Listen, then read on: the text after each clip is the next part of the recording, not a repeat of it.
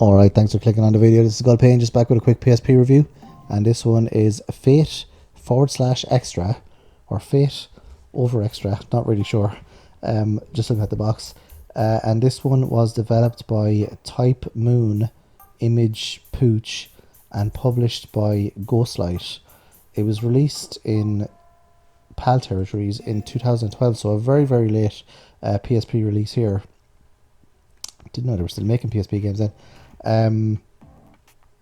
It was released in America and different places as well. It's a very Japanese game. When I first played it, I thought I was playing Persona, to be honest, because you start off and as a guy, and then you go to school, and then you get sucked into this, like, and it's exactly the same as like Persona. It's like you're playing. They've completely. I was surprised this wasn't like a Persona game, like, or if it is, or it's the person that made Persona, or there's some. They've just completely ripped off Persona at the very start, but then it kind of gets a bit different then. Not as good as Persona, I don't think, anyway, personally. But yeah, you start off in the school, and then they're kind of doing the day and night cycle as well in this, but not as detailed as in Persona.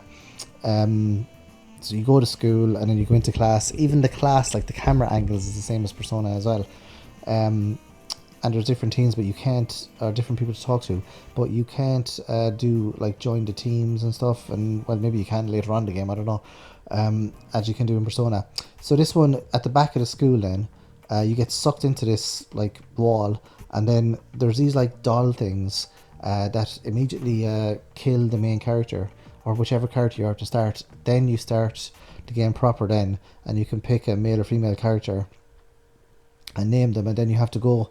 Basically, you go back into school, and then you go to the same area, and you realise there's a load of people have been kind of sucked into this, I don't know, like dungeon thing.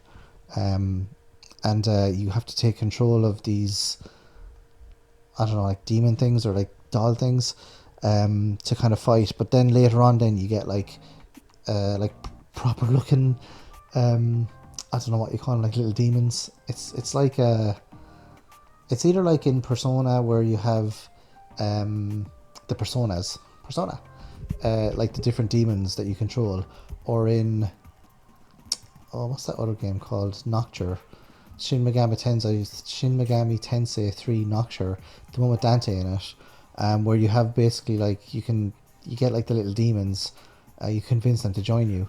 This one though, the characters that you have to fight, they're sort of like, well, they're human looking, so it's grand. Well, few of them are anyway. Some of them are a bit grotesque looking, obviously, but yeah, and the battle system is very strange as well. I was expecting, when I played this, I was like, okay, this is going to be like Persona, or it's going to be like Shin Megami Tensei, or it's going to be like some sort of like turn-based RPG. But it's almost like a paper rock scissors kind of thing you have to do. It's just like a paper rock scissors Lizard Spock or something. There's like extra kind of choices to make. So it's almost like they took the one-on-one fighting from Suikoden, like that really kind of simple fighting where you can, you know, choose like attack, defense, or special attack, and just like put a few extra things onto it, and then that's how you do the fighting in this.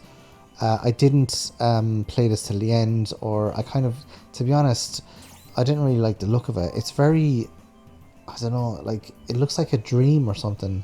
It's very kind of like bright or something, and then when you do the dungeons, then there's not much.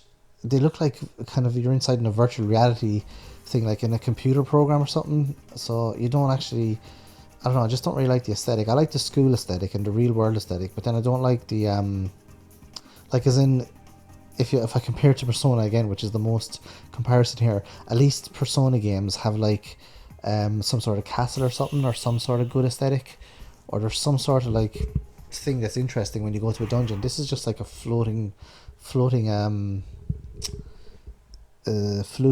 passages. I know they do that in some games. I can remember doing in Ease as well, that kind of things where you go to like different areas and it's just like floating things like that. But yeah, I much more prefer the aesthetic, but the graphics are lovely in this, and I think I will give it another try. So these PSP reviews that I do, they're basically just like my initial thoughts on the game. Sometimes I finish the game, sometimes I don't, or sometimes I've finished the game 10 times. whereas other times I tried the game and I don't really like it. So I'm just kind of giving my initial thoughts on it here. So thank you. So if you've played Fate Extra for the PSP, let me know in the comment section below. Thanks for watching. Thanks for listening. I'll see you guys next video. Adios.